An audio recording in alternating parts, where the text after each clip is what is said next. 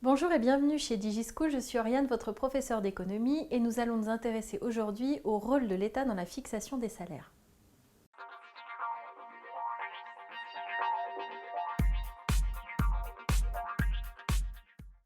Quel est le rôle de l'État dans la fixation des salaires? En réalité, ce rôle est multiple.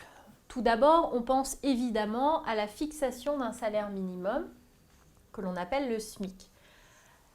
Alors le SMIC, le salaire minimum interprofessionnel de croissance, vous êtes censé connaître la signification de ce cycle, a été créé dans les années 70 et a remplacé ce qu'on appelait le SMIG qui avait été créé dans les années 50. Donc c'est un salaire minimum. Les salariés ne peuvent pas être payés en dessous de ce salaire, sachant que ce salaire, eh bien, il est revu tous les 1er janvier de chaque année en fonction de l'évolution des indices des prix de la consommation.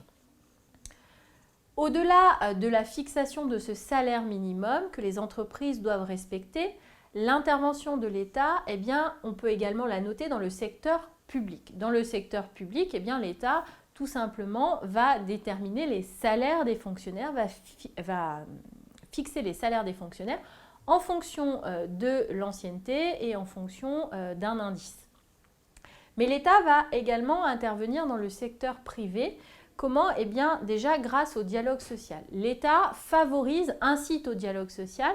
Il peut même contraindre le dialogue social puisque eh bien, le dialogue social, le fait de réunir les partenaires sociaux pour négocier des conventions collectives est une obligation légale, sachant que ces conventions collectives eh bien, prévoient souvent des salaires qui sont supérieurs au SMIC.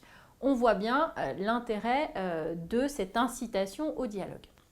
On peut également citer l'intervention plus générale en termes législatifs de l'État en citant deux exemples, l'égalité homme-femme et la non-discrimination, c'est-à-dire que du fait du principe d'égalité entre hommes et femmes, eh bien, à position égale, à compétence égale, un homme et une femme doivent toucher la même rémunération. Et de même, du fait du principe de non-discrimination, eh bien, il est interdit de discriminer en fonction, par exemple, d'un handicap, du sexe, de la religion, d'une ethnie, de préférence sexuelle.